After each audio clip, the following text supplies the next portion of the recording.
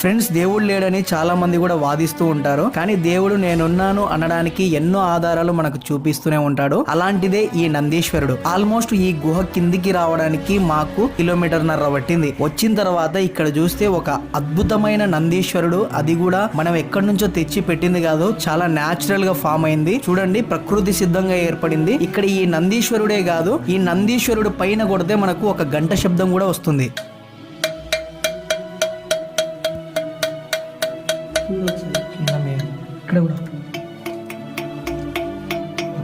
ఈ చుట్టుపక్కల చూడండి, మొత్తం శివలింగాలు ఉన్నాయి. అలాగే ఒక కోనేరు కూడా ఉంది. ఆ కోనేరులోని నీళ్లు మన తల మీద జల్లుకుంటే మంచి జరుగుతుందని నమ్ముతారు. ఎండల కాలం కాబట్టి నీళ్లు ఎక్కడా లేవు, కానీ ఈ కోనేరు లోపల నీళ్లు ఇంకిపోకుండా ఇంకా ఉన్నాయి. ఇలాంటి కోనేర్లు ఈ గుహ లోపల 7 ఉన్నాయంట. గుహ లోపల రుద్రాక్ష కొండ, ఆవు పొదుగులు, మునీశ్వరులకు సంబంధించిన రహస్యాలు, ఇలాంటి చాలా విషయాలు చెప్పాను. పూర్తి వీడియోలో చూడాలనుకుంటే ఇక్కడ క్లిక్ చేయండి.